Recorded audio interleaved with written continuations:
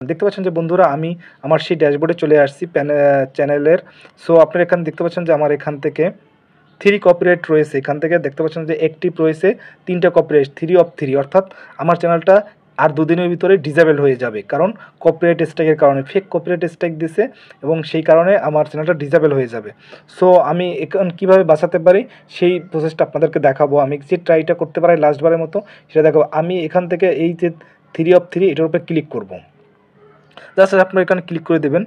তো জাস্ট দেখতে পাচ্ছেন যে এখান থেকে বন্ধুরা যদি নোটিস করেন আমার এখান থেকে লিখে দিছে যে 3 copyright strikes, your YouTube channel will be removed on November 14, 2024। অর্থাৎ তিনি বলছেন যে 3টা স্ট্রাইকের কারণে আপনার এই ইউটিউব চ্যানেলটা রিমুভ করে দেওয়া হবে এই ইউটিউব থেকে 14 তারিখে 2024 সালে।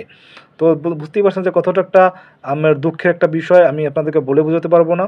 তো এখান থেকে আপনারা একটু নিচে আসলে সামারিটা দেখতে পাবেন যে স্ট্রাইক। তো প্রথম